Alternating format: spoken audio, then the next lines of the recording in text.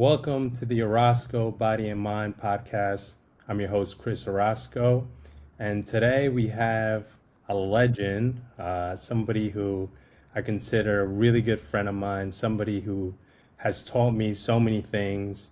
I'll kind of explain how we met, but it's an honor to have John Kagan on the show. He uh, he's a great guy. He's a basketball trainer. He has his own platform for music. He makes music. He's a writer. He's a producer. He does everything, rapper. So it's a real honor to have him on the show. And if you want, John, just introduce yourself. Tell us a little bit like what you do, and just share a little bit about yourself. Yeah, so great. Thank you for that introduction. Very kind of you to call me a legend. I don't know if I'm a legend, but that's very kind. Yeah, man. I You covered the main parts of my life. The nucleus is kind of just a human being who is always trying to improve in certain ways, and keeps close meditation and self-reflection, and we'll get into everything about the mind and ego. The external stuff around my personality, like if it was a solar system, would revolve around, yes, music that I've been doing since I was a teenager. So a creative artist, producer. That's the passion, along with screenwriting, which we can get into also. So I have the arts, right, the creative stuff, and then basketball was also a passion of mine. That's kind of like the hat that I feel grateful I can make a living off of, right? And also have an impact working with kids, teenagers, young adults. And as you know, it's bigger than basketball at the end of the day. It's the lessons you can get through sport. But yeah, I fell into that as like in senior year of high school and looking for a job before college. And I found out, oh, you can help out at a program. And then I was doing that every summer coming back. And in college, I was, studying audio production. And I eventually, out of college, realized there's this beautiful marriage of these two worlds, where as opposed to having that 9 to 5, where you can be exhausted after work, 9 to 7 or whatever, and it's hard to pursue that creative thing, I could have my full mornings to just lock in on all my creative stuff. And then once the kids are out of school, that's when I put on the working hat. And then maybe I end late, but that inverse, as opposed to like doing your passion stuff after work, I felt was advantageous, so I maximized that. And then eventually we could talk about, eventually that leads me to meeting you as well. And till that, since then, for me, that's been a lifestyle for Right. me that I find I'm super grateful for. Like, I'm very self-aware that not many people have that. When I was in LA, all my friends who were pursuing acting or anything in film, right, they were going to restaurant jobs, services, but even there, it wasn't like basketball, right? It wasn't like, yeah, so that's kind of a quick intro. Yeah, thank you for sharing. And from what I know from you is you don't follow what everybody else is doing. You kind of have a different mindset. The way you approach life is different than most people. You do things that are for you and for your health, and you have a different way of thinking that not a lot of people, I guess realize or maybe know. But I want to kind of talk about your how you decided to like instead of doing like you said the 9 to 5, right? Most people, I guess some people fall into that. I got to make money, and they lock themselves into a career, right? And then, like you said, maybe 10 years in, they're not as happy. They start questioning things, but by then they have responsibilities in life. So how did you like? Were you always like that? Somebody who didn't follow the crowd, and what was that thinking pattern behind that? Yeah, so I'll answer that question, I think, in two parts.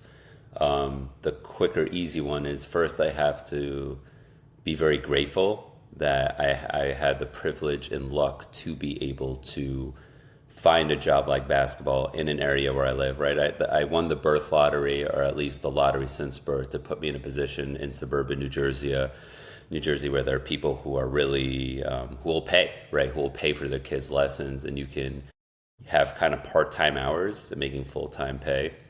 I could have been in another country where that's not even accessible, right? So I'm self-aware. Not everyone can even have those options. And then as far as the internal stuff, like what's John, I think a byproduct of when my parents split, so like an official divorce around fourth grade, from that point on, I kind of like realized that like things in life can just happen and there isn't one roadmap for everyone, right? You look at today, there's 8 billion people and it's guaranteed that we're going to live, we're going to die, right? Those are universal truths. There's suffering in between and there's impermanence, but like I kind of realized why not control the pen of your story, right? It's your story, but don't let someone else write your story.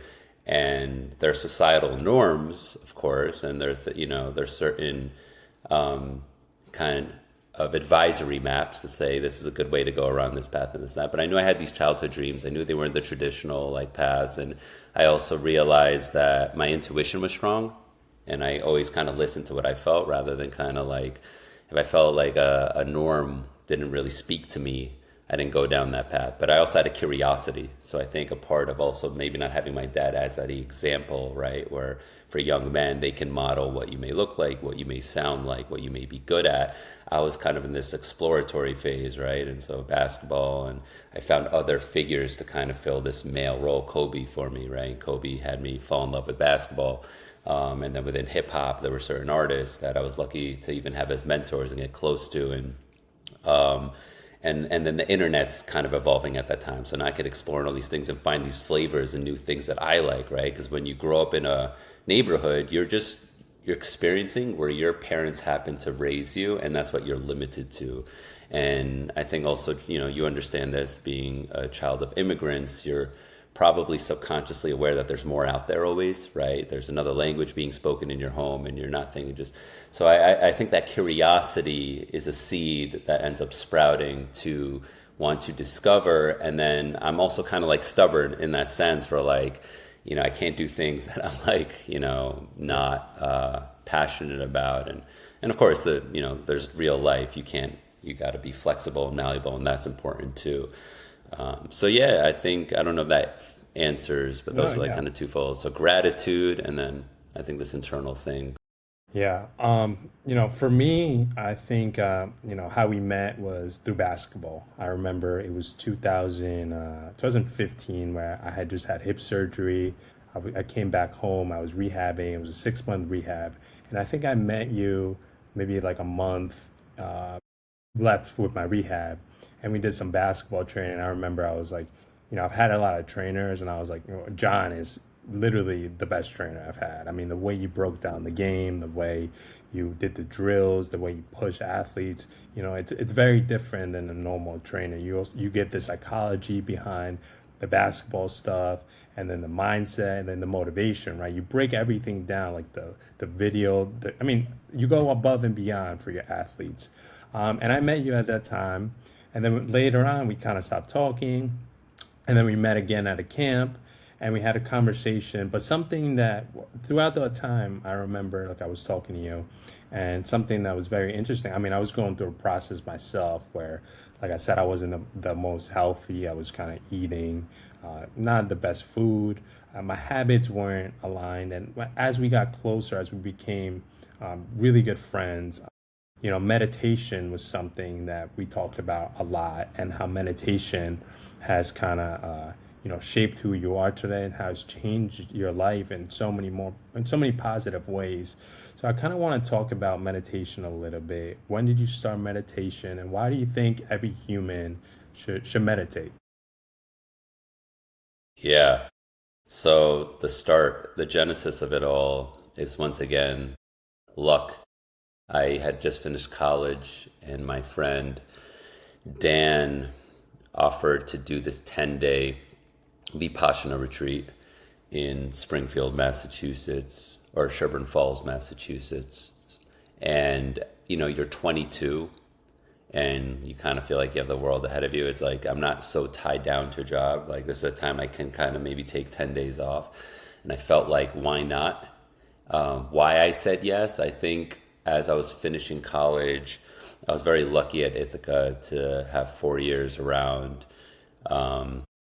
like community and other men and women who were also thinking about growth, thinking about, having conversations of like what is self and being open minded in general to experiences that could serve as medicine in any capacity. And that circle ends up, also introducing the vision quest and other things I showed you and so forth. But at that point, it was this Vipassana retreat. So I said yes, I went. And then after those 10 days, I was just soberly aware that there's this operating system happening here that I had never been taught. And also, every human being has the same operating system. And right now, it's kind of been hijacked by a virus called the ego, right? You're just, and again, this is the beauty of meditation is that I experience this. So there's no dogma. It's not like a blind faith in something. And this is not a knock on religion. I think religion is also a beautiful thing for so many people. And I think everyone will find their medicine that speaks to them. For me to be somewhere where no one's telling me something, it's me learning a technique and then really just having the self-realization that this monkey mind is just bouncing nonstop, right? And it's constantly chasing desire and fear, and it's a control freak and all that. So anyway, you're 22, you finish that and you come back and you're like, that was amazing. And you've tasted that medicine. So you're like, okay, I could do this every day by myself. I don't need a third party. I don't need to go to a clinic. I don't need anything external. I don't no supplement. I sit down in lotus position. Why not do this every day? And I just, now it's 16 years of, I meditate every day. It's the daily practice. The first thing when I wake up, I told you the other day, I go to sleep my phone on airplane mode. I don't even have my phone ready till I'm like ready to start. So nothing distracts me. I go from sleep, dream state, wherever, to sitting down 30 minutes, could be an hour sometimes. And I can mix it with breath work. And to me, that's like the mental hygiene. So of course we know and grow up to brush our teeth twice a day, right? And for me, it's like if I don't meditate, I almost feel like what it would feel like if you didn't if you went a few days without brushing your teeth, you would feel it, right? I could feel the mental clarity dissipating, and yeah, so that I can't believe it's been 16 years. I could still remember that first retreat, and then I did more after, and you know this, Chris. Once you experience something that's good for you, you want all the people you love and care about to have it too. And I Right. love how accessible it is and how universal it is, and Yeah. so a huge part of my life. Yeah, it's yeah, like I remember talking to you obviously early on in the 2024, and I was always like curious about meditation, and I remember you giving me some like great advice, and you were just like, like just try, keep doing it. I think most people they try it for like a week or two, right? And then they're like they get bored of it. They're like, oh, I need something. But that like sitting down, observing your own mind, like how you think. I don't think enough people do that. And like you said, it's accessible for anybody. You said this the other day. You were like, it doesn't matter if you where you are in the world, you could sit down and meditate. And for me, meditation has brought so many gifts in my life. And like I said, where I'm bringing this up because I want other people to experience the beauty of the practice and how we should go about it every single day. So let's talk a little bit about habits, right? You're somebody who has great habits. You're somebody who is very you get on a schedule and you do things almost the same every single day. So tell us a little bit about some healthy habits that you experience throughout your day and that you would like to share with other people who kind of struggling with themselves and kind of want to find their way to get themselves into good habits. Yeah, so I'll just go like chronologically or sonically as the day goes from waking to sleep. Meditation starts it, breath work as well that I touched on. I think, a prerequisite to meditation is mindful breathing too. So being aware that this thing that just works for you, like you're just, you don't have to try to breathe, right? Just like your digestive system just works for you. You don't press an on button. You have this amazing body and all these mechanisms and networks that are working. And I think for people who live, especially in industrial life, in a modern first world, either city, suburb, or just country, who who get, lost in the tempo of work, stress, relationships, anxiety, deadlines, and all, the real world responsibilities, to be able to fall back on breathing is so, because it's always there, Right. is it's one of the most reliable things you can fall on. But we don't, when we get angry, you get overwhelmed with these physical sensations, so your heartbeat starts going fast and you have this feeling and you're breathing, and that's why you want to lash out. Someone wants to hit a wall, someone screams, someone has road rage. They're just reacting to these very impermanent, intense sensations. But you don't realize, if you knew it was impermanent in the moment, you'd be like, that was silly, why did I react like that? So if you can notice your breath, it's so valuable. And I think that helps now to answer your question with like athletes or people with like anything, people going through whatever, a huge exam coming up, someone nervous to go talk to a girl or boy that they like, whatever it is, to just kind of lock in on this constant with breathing. Diet's always like a thing, that input equals output, so what you put in your body is important. I was vegan for many years. I was vegetarian, pescatarian. To me, and then it's like everyone's different. Everyone has different medical conditions, and I am not like a doctor or a nutritionist or a dietitian. I would just say, you try to understand your body, try at least different things, see what it responds well to. But you could see out there, like you look at the blue zones and the longest living populations across the world, and there's a theme of they're not eating overly processed foods. It's mainly like a Mediterranean-like diet. They're sticking to whole foods, and you'll feel better outside of just longevity, just like, your day to day. I think gratitude is a great practice of habit. So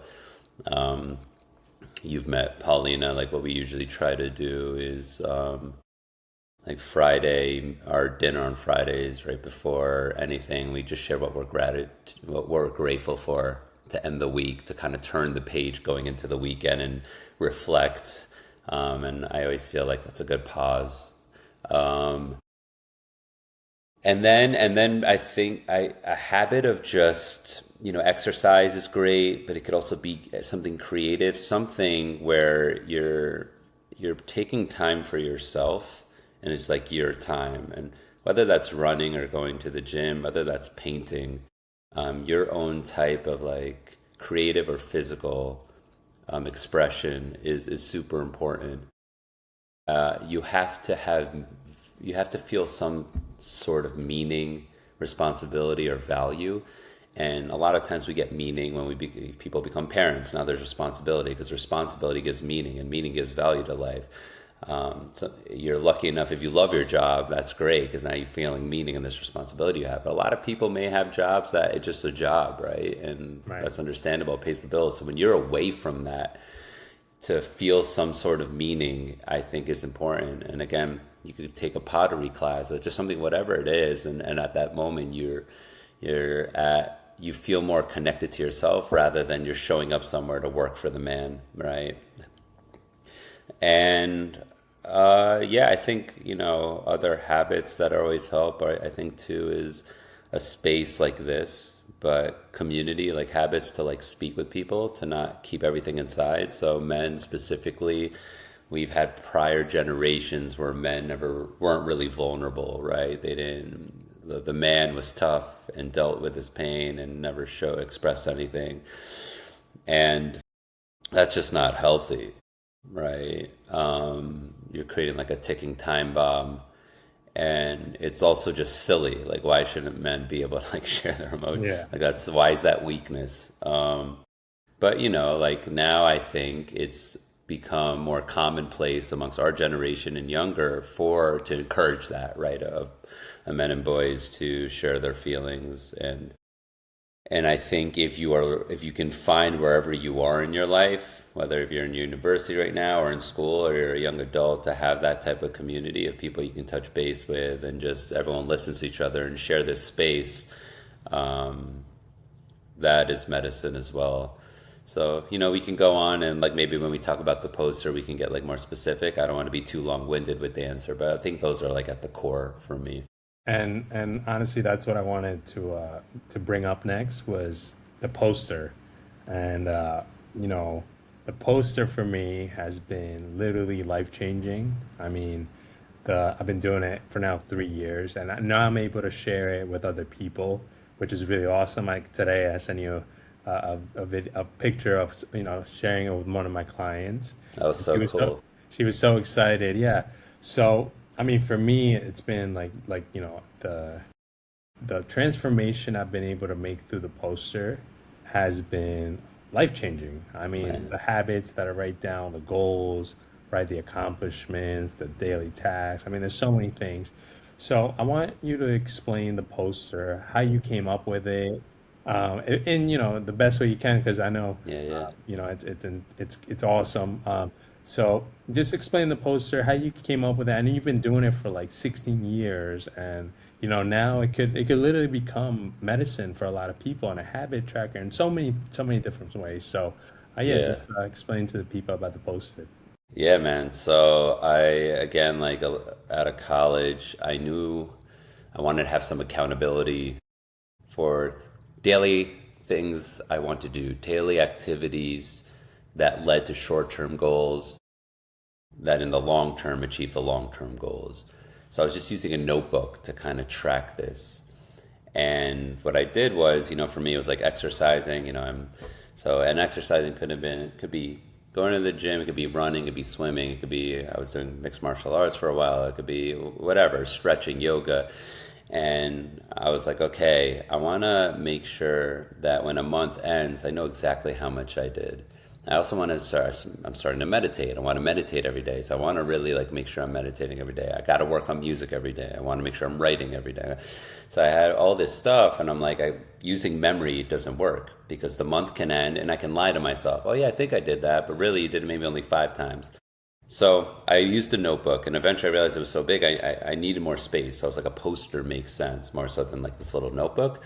And I don't know, it's just in my mind how I visualized it, the way how it's manifested is I kind of just listed these long-term goals. So to get signed by a record label, right? All the big things, be able to write a movie, be able to, all the long. But then there's the short-term goals you got to get to. It's like I got to get better at this part of like this. I got to like, if you're a basketball player, okay, you want to play D1, okay, got to improve the jumper, got to work on defense, cardio, strength.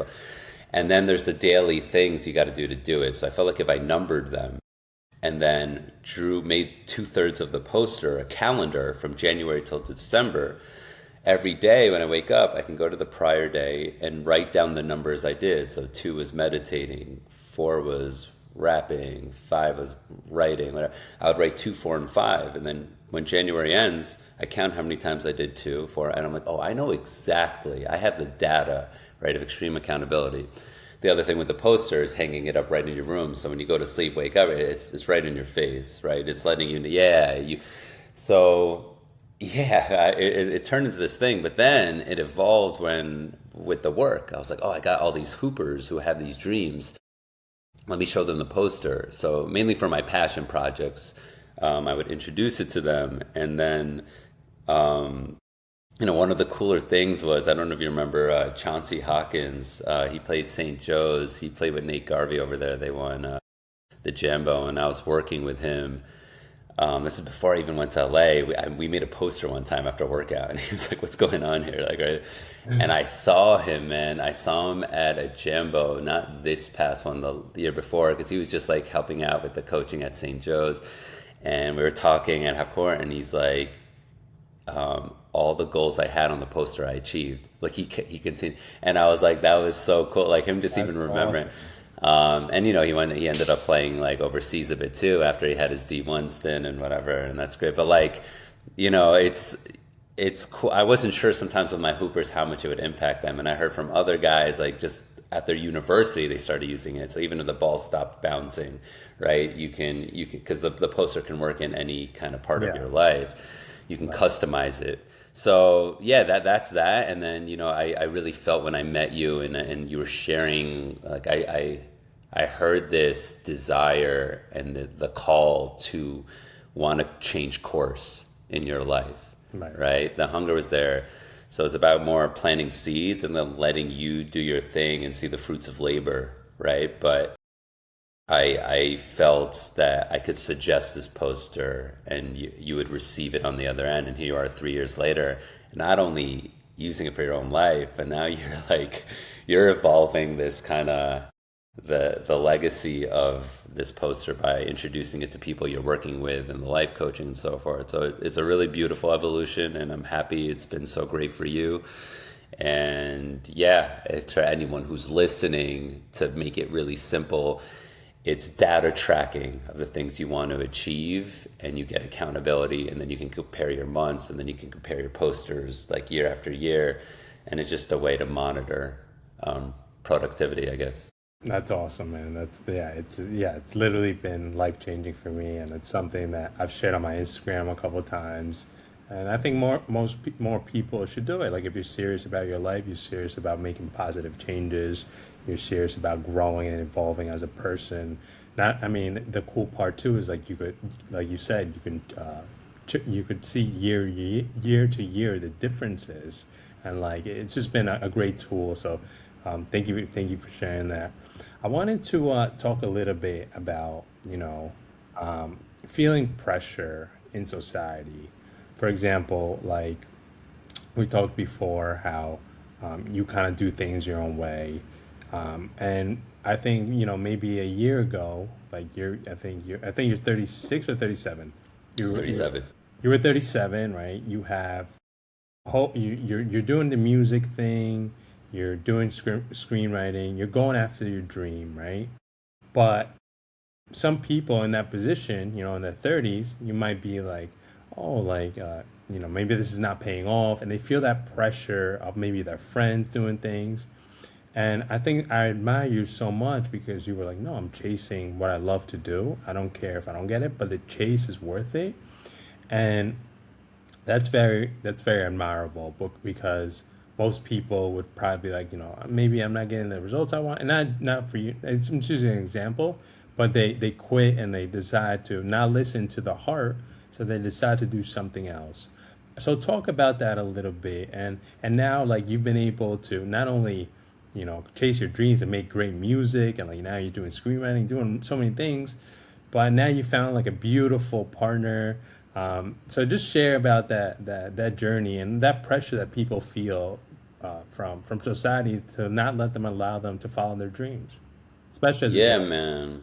Yeah, yeah. So like, look, man, I'm 37 and aware of, you know, that at my age a lot of people, maybe their ball stops bouncing, right? And they stop pursuing their dreams for many reasons that could make sense, right? Like everyone's life becomes complicated in different ways. There's responsibilities. And for me, I put my 10,000 hours in with music. Like I put 10,000 hours close. I've written over 30 screenplays, right? But I'm not someone who's like, if I haven't made it yet, I just give up.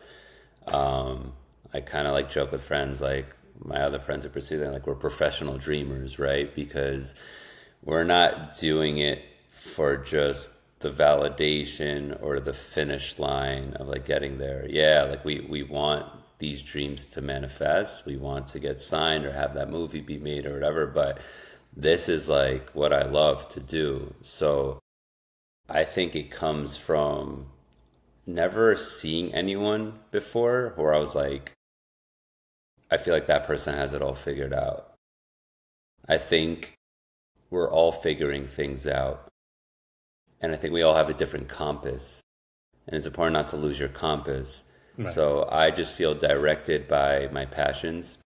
I'm very grateful that I have parents who support it, and a lot of people don't have that. So my dreams were, the fires were never extinguished, right? And how old I am, yes, there could be that kind of insecurities that come up with like, oh, like I wanted to make it by 25, right? Or I wanted to be here by this and that. but you got to kind of just know, like, don't compare yourself to other people's paths. Like, I don't know another basketball trainer who's also screenwriting and like rapping and producing and making the jump. Like, so I'm like, why? Who am I trying to compare myself to, right? And Right, right, to like embrace your individuality. Every single person's unique in their own way, and every person's like origin story and circumstances are different, and every person's creativity amongst the fields, they have their own voice. So like I'm just trusting the internal compass, my voice, and also knowing how fulfilled I feel when I do this stuff. And eventually your story ends. So why not try to just live with meaning, right? That's my response. That's my meaning, right? And me and you have spoken about this, that it's not just art. Like I view it as ways to be an extension of the medicine that I also get with meditation, other things, right? I'm not really like when I was 14, maybe I'm writing like battle raps, but that's not like the type, right? Or the music I'm also trying to make is very vulnerable and can right. serve as medicine. So I feel so fulfilled when there's this harmony of my values in life, my daily practice with the creative arts, right? And that kind of cocktail of my kind of my spirit and being able to make that tangible for other people, like creating that cocktail and letting people then experience it and let it marinate and digest for them is such a beautiful experience for me. So yeah, and you know, with Paulina, it's like I think as men we also are very self-aware that we get to our 30s and we're not as a um like being the prospect of someone who maybe doesn't have it all figured out or doesn't have that job that has is paying them that much, like that can make you less of an attractive option to a partner. And I understand that too, right? Because there's the reality of someone, if they want to have kids, it costs money, getting a home, raising a family. By the time you're in your 30s, you're hoping, oh, this other person may have some things figured out. And so, but for her to support my dreams, and that's not a deal breaker, and like be super into them, like she encourages them. She's like, it's another awesome motivation. And then she loves all the stuff I do with basketball for a living. So I'm blessed and appreciative of that. And that's important where you are. And, as we are in our 30s, as if we're trying to be with someone, you can't have them deflate the dream. They came Right. in, and then all the reciprocates, of course, all the things that matter to her. I 100% want to support. I want her to still be herself. She wants me to still be myself.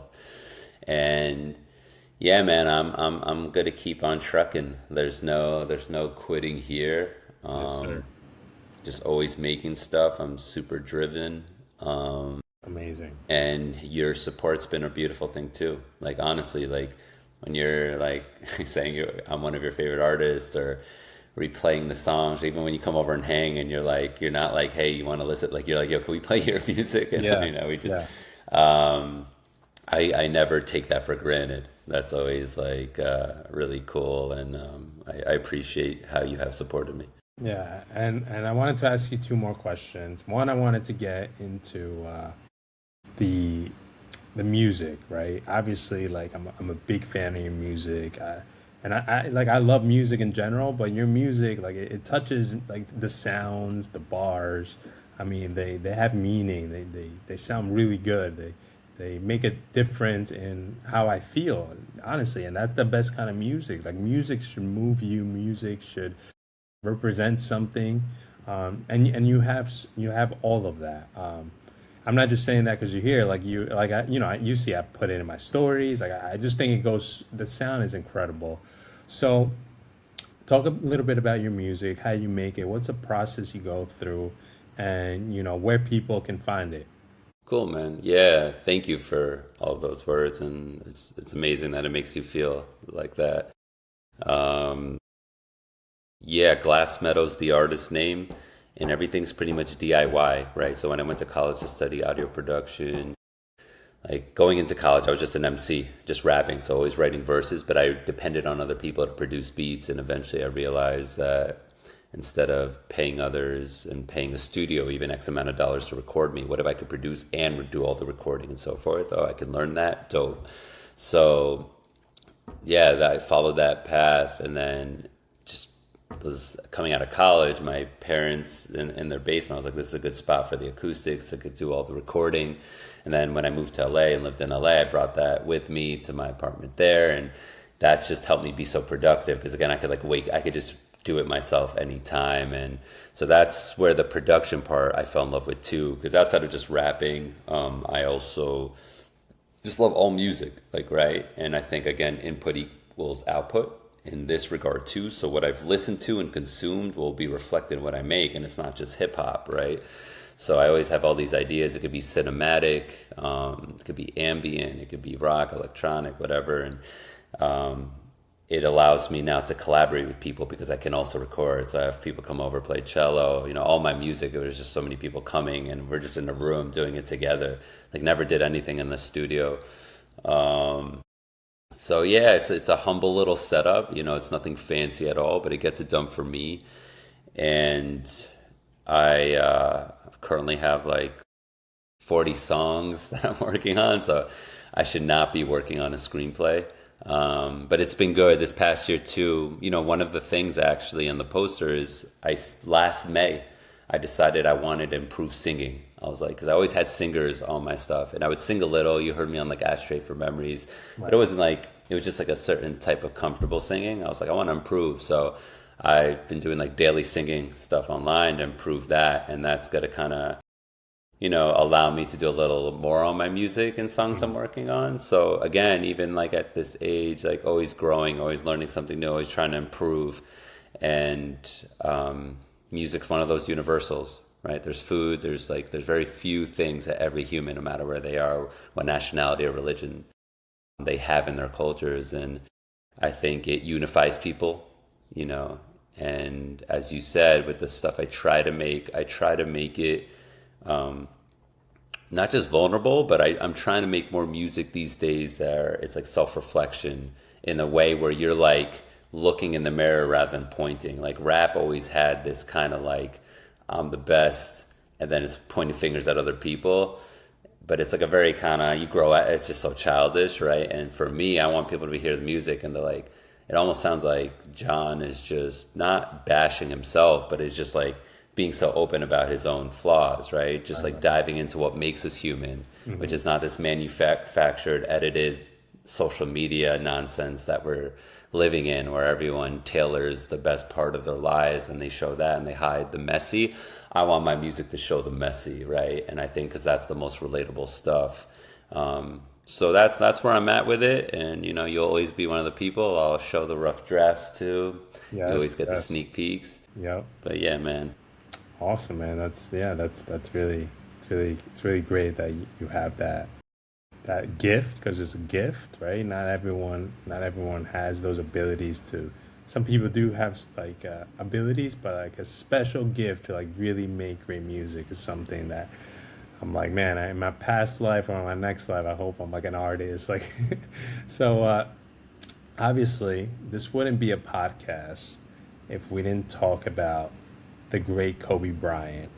Um, Mm. Kobe was somebody who, I mean, as a kid, like me and you have talked, so many times about what Kobe has done for us and then for millions of people, just his mindset, his discipline, his way to overcome challenges. I mean, there's so many lessons Kobe brought. Um, so I wanted to talk a little bit about Kobe and what Kobe meant in your life and um, I just want to share like maybe a favorite memory you've had watching him or something like that because I just we connect with Kobe like these we talk about him all the time so I wanted to do talk about him.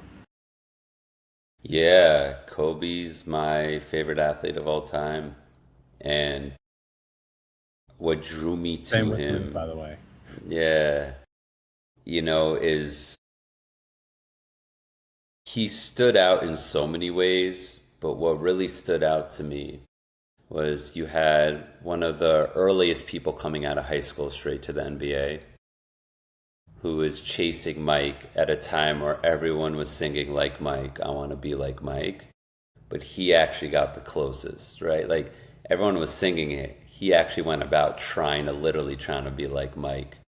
But at the same time, he arrived at Lower Merion with a completely different upbringing.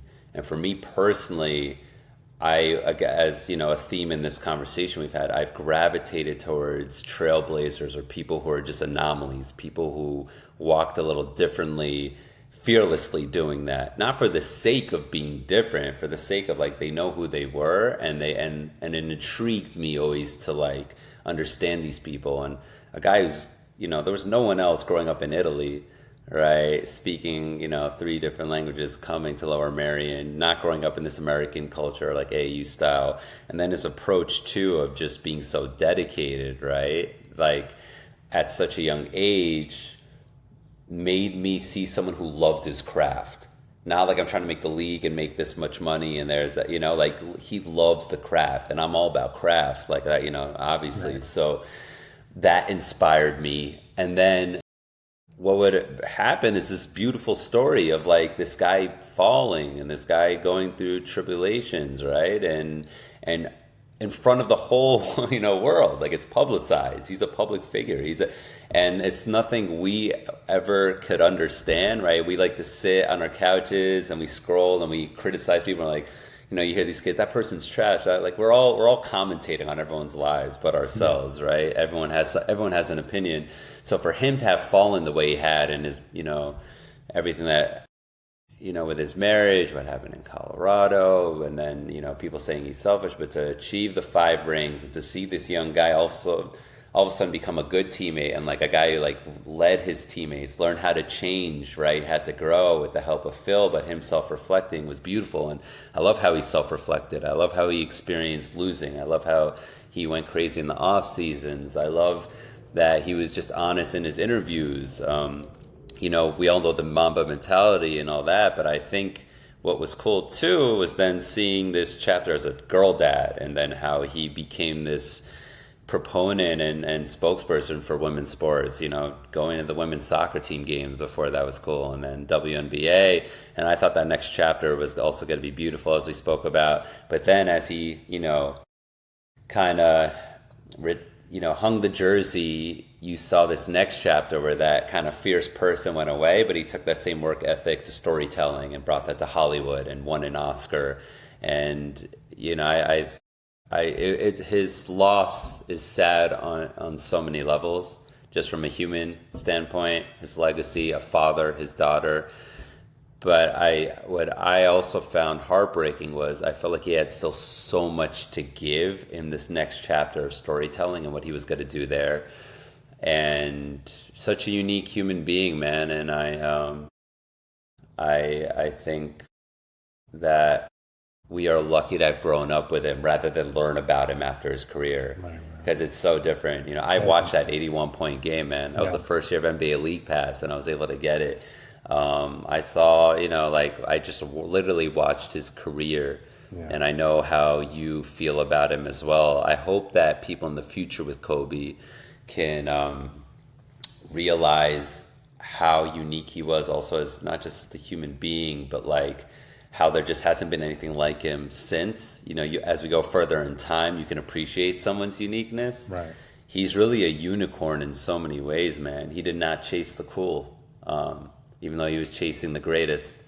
It's Right. really cool. Awesome, man. Yeah. Thanks. I mean, yeah, you hit it right on. Kobe is like, yeah, just a legend. What like moved me, when I was a little kid, and just like trying to just inspire me in so many ways. I mean, all of us. There's so many people around the world, but yeah. So I wanted to ask you one last question. Um, I want you to imagine you are 85, 90 years old. You're married. You have your wife. You have your grandkids. You have kids. You have grandkids. What do you want the legacy of glass metal to be remembered for? What do you want to be remembered for in this lifetime? Man, I don't know. You know, I rewatched this Matthew McConaughey Oscar speech when he won Best Actor, and he has this point where he says a school teacher, a friend once asked him, "Who do you want to be 10 years from now?" And he goes, "Well, I want to be like my heroes myself 10 years from now. I think that actually the question was, who's your hero? And he said, myself 10 years from now. He was 25. He gets to 35. The person asks him, so are you your hero yet? He's like, of course not. He's like, I'm not even close. So my hero's now 45. And the whole point is you're never going to be your hero, but you're always chasing. And I love that speech because then when like I think about legacy, my ego can answer that in so many ways. So the egoic answer is I had a music career that influenced me. I wrote screenplays and this and that, and it could be like things, achievements and stuff. But like, I think what's more important is rather than worrying about the legacy, is if I'm just trying to be here now, every day, best foot forwards, and I'm working on being level-headed, clear-headed, kind heart, spirit, following the noble truths of Buddhism that we spoke about that help kind of, keep you on a path of a more wholesome life. If I'm just doing that day to day, when I do get to 85, instead of having expectations or attachments to what I'm hoping my life will be like, I'll naturally just arrive there. And now I can look back and answer, oh, that was my legacy, right? Right. So more answering the legacy in retrospect, saying rather than looking in the future and saying what you want it to be. Right.